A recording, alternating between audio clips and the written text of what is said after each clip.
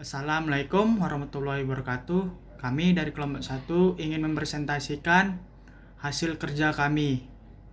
Nama saya Muhammad Farhan dan ada 4 teman saya lagi, yaitu Hadi Kuswoyo, Muhammad Amin, Muhammad Arsyad, dan Citra Priyandini. Berikut ini saya akan membacakan kasusnya. Suatu hari, seseorang yang bernama Amir sedang berkendara menggunakan motor yang ia beli dengan fasilitas pembiayaan yang disediakan perusahaan yang bernama perusahaan itu adalah Motor Jaya. Namun, di tengah jalan diminta berhenti oleh 3 debt kolektor yang ingin menarik motor karena Amir terlambat membayar cicilan motor selama 3 bulan. Atas fasilitas pembiayaan tersebut, Amir dan perusahaan Motor Jaya sebenarnya telah membuat perjanjian pembiayaan bersama dengan penyerahan hak milik secara fidusia atas motor di hadapan notaris. Namun, penarikan motor oleh debt kolektor dilakukan tanpa menunjukkan sertifikat jaminan fidusia. Seseorang tersebut pun tak berdaya dan akhirnya merelakan motornya yang dipaksa ditarik debt kolektor. Jelaskan bagaimana hak dan kewajiban pihak lessor dan leasing. Menurut kami, lessor sebagai perusahaan penyandang dana dalam usaha leasing mempunyai hak-hak sebagai berikut. Di antaranya A. Lessor berhak untuk melakukan survei dan analisis terhadap kelayakan calon lessee untuk menerima pembiayaan leasing. B. Lessor berhak untuk membuat perjanjian leasing dalam bentuk standar asalkan tidak bertentangan dengan undang-undang, dana, atau peraturan yang berlaku lainnya. C. Lessor berhak untuk menetapkan besarnya angsuran, cara pembayaran, dan jangka waktu pembayaran, asalkan hal tersebut dilakukan dengan wajar dan disesuaikan dengan nilai aktiva barang modal, bunga leasing, dan keuntungan yang ingin diperoleh secara wajar. D. Lessor berhak untuk menolak permohonan leasing yang diajukan calon lessee apabila calon lessee tersebut dinilai tidak layak atau patut dicurigai mempunyai usaha yang bertentangan dengan hukum seperti tindak pidana terorisme, korupsi, perdagangan narkoba, dan kejahatan lainnya. E. Lessor memiliki hak untuk menerima pembayaran angsuran secara rutin dari pihak lessee sesuai kesepakatan dalam kontrak leasing. F. Lessor mempunyai hak untuk menetapkan nilai sisa atas barang modal yang dijadikan objek leasing. G. Lessor mempunyai hak untuk memutuskan kontrak leasing secara sepihak apabila pihak lessee terbukti melakukan prestasi. H. Lessor berhak untuk menarikan barang modal apabila pihak lessee terbukti menunggak angsuran hingga 3 kali berturut-turut dana atau pihak lessee tidak ada tiket baik untuk meneruskan kontrak leasing dan sebagainya. Assalamualaikum warahmatullahi wabarakatuh. Saya akan melanjutkan presentasi dari yang sebelumnya, yaitu sedangkan lessor sebagai perusahaan pembiayaan juga memiliki beberapa kewajiban. Yang pertama, lessor wajib menyerahkan uang sebagai biaya barang yang dibeli kepada supplier. Yang kedua, wajib mengikuti semua aturan hukum yang terkait langsung maupun tidak langsung. Yang ketiga, wajib memberikan informasi yang sebenarnya perihal aturan yang tertera dalam kontrak leasing dan tidak boleh menyembunyikan aturan tertentu. Yang keempat, lessor wajib membantu lessee yang kesulitan menemukan barang modal yang tepat atau kesulitan dalam menemukan supplier. Yang kelima, lessor wajib melaksanakan semua aturan yang tercantum dalam kontrak leasing yang telah disepakati.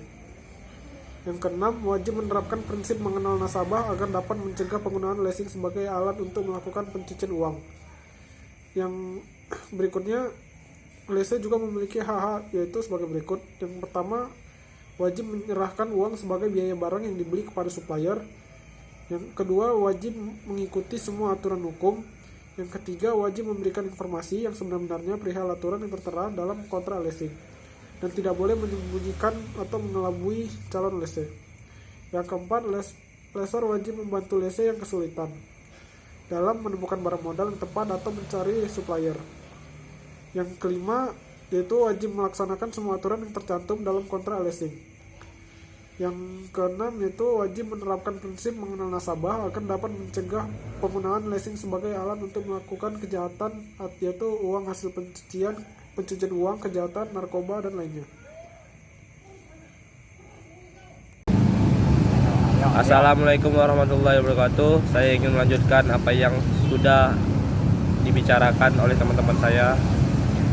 LC berkewajiban untuk memberikan informasi secara benar tentang kondisi usahanya dan kemampuan keuangan agar pihak lessor dapat membantu membuat skema pembiayaan yang paling sesuai dengan kondisi LC.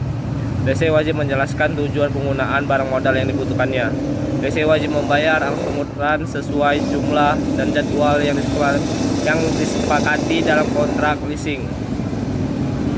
LC wajib menjaga dan memelihara barang modal yang dititipkan ke depannya. LC wajib membayar pajak yang berkaitan dengan penggunaan barang modal dana atau pajak pembelian barang modal yang dijadikan objek leasing. LC berkewajiban melunasi barang modal sesuai sisa yang disepakati pada awal kontrak apabila LC memiliki opsi membeli barang modal tersebut. LC wajib menjaga barang modal dan tidak boleh mengubah dan atau menukar barang modal tersebut tanpa seizin pihak lessor. LC wajib menanggung biaya asuransi kerugian. Biaya asuransi tersebut dapat dimasukkan dalam komponen cicilan agar tidak memberatkan LC. Uraikan kondisi mengakibatkan pihak lessor dapat mengambil paksa objek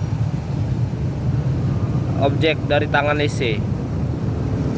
Menurut kami dari kasus di atas karena dia sudah tidak membayar cicilan 3 bulan, makanya ditarik paksa sama oleh debt collector tersebut.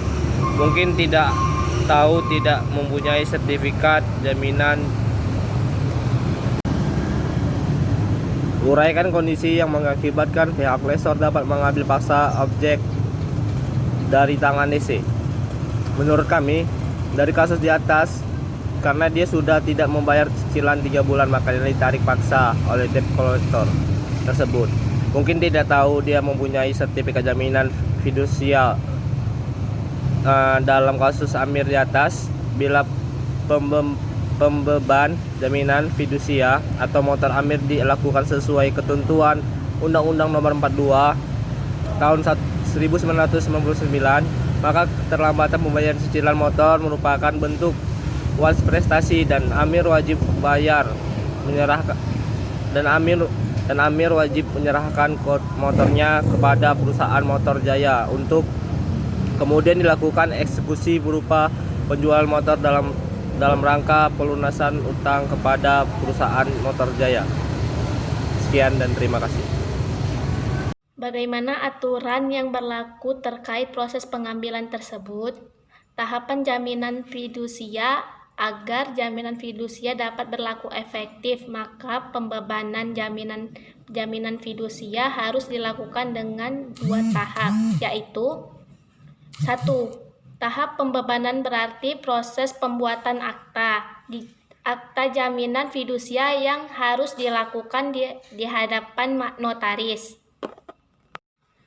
Yang kedua, tahapan pendaftaran. Berarti proses pendaftaran objek fidusia ke kantor pendaftaran fidusia yang dilaksanakan di tempat kedudukan pemberi fidusia. Pasal 11 dan 12 Undang-Undang Nomor 42 Tahun 1999. Perusahaan Motor Jaya tidak boleh mengambil paksa motor Amir. Tindakan tersebut dapat diganjar dengan sanksi administrasi berdasarkan pasal 5 PMK nomor 130 tahun 2012 berupa yang pertama peringatan, yang kedua pencabutan kegiatan usaha, yang ketiga pembekuan kegiatan usaha. Perampasan objek fidusia tanpa sertifikat jaminan fidusia juga berpotensi dijerat ketentuan pasal 1365 KUHP tentang perbuatan melawan hukum atas tindakan pidana pemaksaan dan ancaman perampasan sebagaimana diatur pasal 365 KUHP. Mungkin sampai sini saja hasil presentasi kami. Bila ada kesalahan, kami mohon ampun. Bila ada kekurangan, kami minta maaf. Assalamualaikum warahmatullahi wabarakatuh.